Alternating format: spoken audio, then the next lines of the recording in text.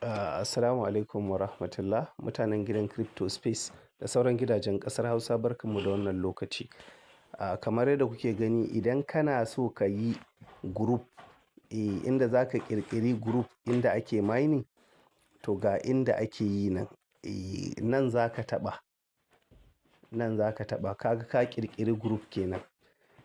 Yawwa to yanzu nan group kake ƙirƙira, sai ka nemi wanne suna za ka sa a group ɗin. To ni kun ga bari ku gani, na sa shi, gashi na sa A Idris, bari in sa mashi 12.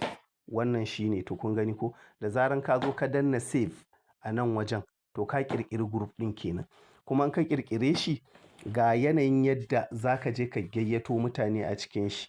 Misali, ka ga yanzu ko? Yanzu na ƙirƙira ne nan wurin. Kuma ga wani mutum ɗaya har ya shigo, Yasir ɗin nan, amma bai zama active ba. To saboda haka, yadda za ka yi shi ne, ka ga wannan empty ɗin wurin, add a member. Ga shi nan wurin. Bari in ɗan riƙa yi ina nunawa. Ka ga wannan wurin inda aka ce add a member, su nan wurin, nan za ka zo. Za ka ga mutum huɗu ne, kai ne na biyar ɗin. To sai ka yi haka.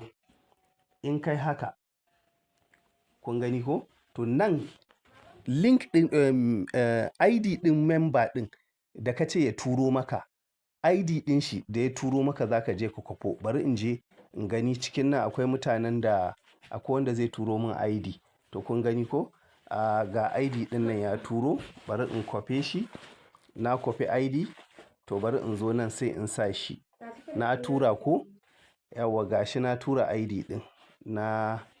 To shi ga link ɗin an bani. Wannan link ɗin shi kaɗai zan tura ma wannan mai ID ɗin.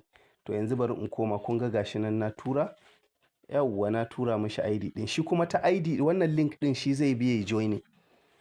Yawwa shi kenan. Wannan da haka za ka yi dukka tuttura ma mutanenka sai su yi joining. Iya mutum biyar ne.